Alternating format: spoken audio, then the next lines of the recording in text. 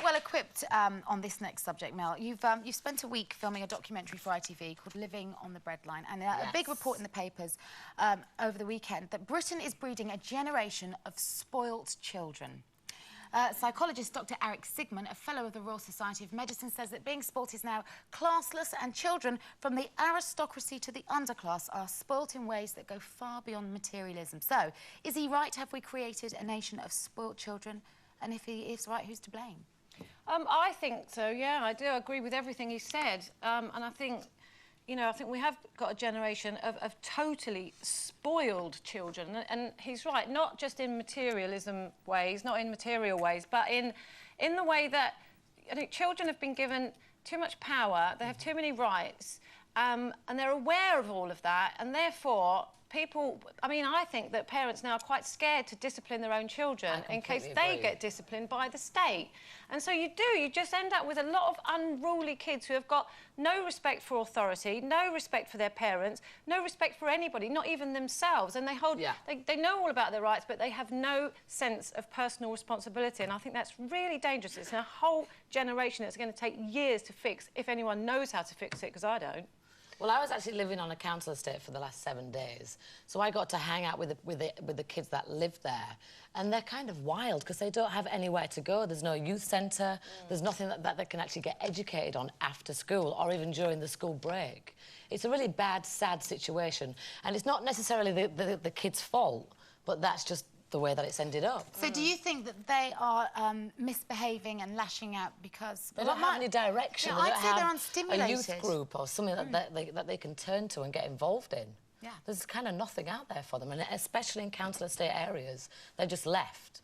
And kids that are bored go crazy, they go wild, they end up vandalising stuff, they end up being naughty. But it's not just about, you know, people who live on council estates. It's not, he's saying it's completely classless, and it is about all kinds of children who can't be disciplined, especially even in schools they can't be disciplined. There's no discipline anymore, and they don't know, you know, it's very, very basic. You find that, you know, a lot of kids genuinely don't know the difference between right and wrong. Yeah. And that is a very simple principle of teaching kids and bringing them up, and they just don't know that anymore, and it stems out into all sorts of other areas. It does. We've ended up with a feral society and feral kids running around wild. But the problem is, you know, you have to go back to, and you can't blame everything. I mean, we have Childline now, which is one of the greatest inventions ever for children who are badly, you know, abused or whatever, and I think that's fantastic. So that's a right, I think, that children should have. But we have single mums. I mean, it's come from generation after generation, and we've ended up with this very strange society that I don't think any of us know where it's come from. And we ended up with single children. It's the benefit situation where, you know, a child can have a baby and get benefits and get a council flat and are given money to create another baby when they're going to get even more money.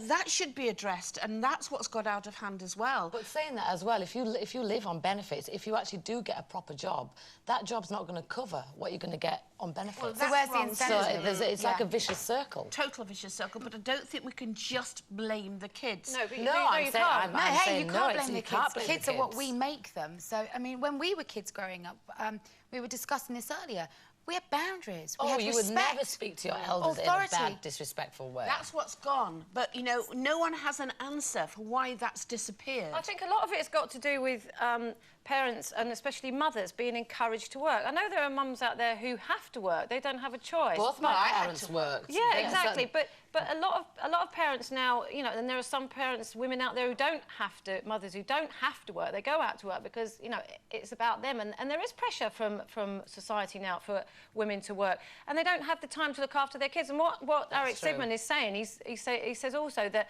you know, the guilt factor contributes to all of this because a lot of parents haven't got time because they're so busy working, you know, running around that treadmill trying to keep things going, that they feel guilty about not looking after their kids. So when they go, they say yes to everything and they can't say no. And the same goes with food. That's why he says there's a lot of obese kids around, because, you know, parents are too scared to say no, you can't have another packet of crisps. The parents need to get a grip and take charge and discipline them. I mean, when I was growing up, I had rules, I had chores to do. I saw my parents going out to work, and that was the example example that I got shown. But your kid, you do that with your kids, don't you? Oh, yeah, my kids, yeah, I'm strict with my kids. They get do their chores. pocket money, and if they don't do their chores, they don't get their pocket money. A lot of and they families listen to don't me. live like that. Your kids are very lucky. A lot of families don't live like that. A lot of kids aren't wanted.